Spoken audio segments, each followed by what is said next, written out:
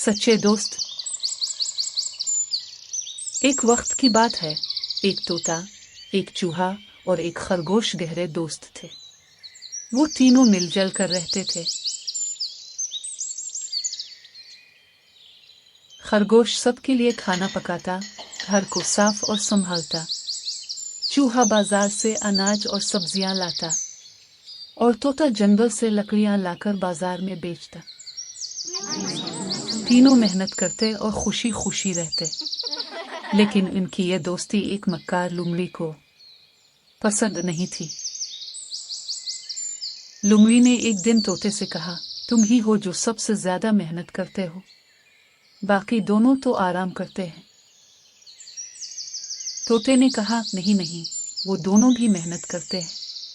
लेकिन लुमड़ी ने फिर से कहा, खरगोश और चूहा तो जरा सा ही काम करते हैं, असल मेहनत तो तुम करते हो। लुमड़ी की बातों ने तोते के दिल में शक डाल दिया। इसने सोचा, शायद लुमड़ी सही कह रही है। शाम को तोते ने कहा, मैं बहुत थक गया हूं, अब मैं खाना पकाऊंगा और लकड़ियां कोई और लाएगा। चूहा हैरान हुआ, लेकिन बोला, ठीक है, लकड़ियां मैं ले आऊंगा।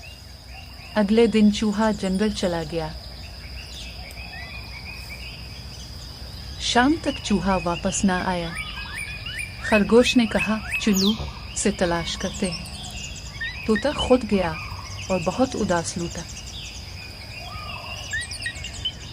इसने बताया, जब चूहा लकड़ियां लेकर वापस आ रहा था तो एक बल्ली ने इसे मारकर खा लिया। खरगोश की आंखों में आंसू आ गए। तोता भी रोने लगा।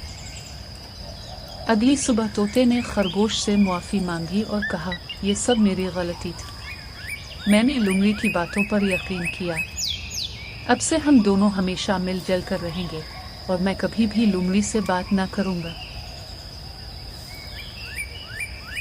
बच्चों, इस कहानी से हमें यह सबक मिलता है कि दोस्तों में शक और शुबा डालने वाले हमेशा बुरे होते हैं। अच्छे दोस्त वो हैं जो हर हाल में एक दूसरे का साथ देते हैं।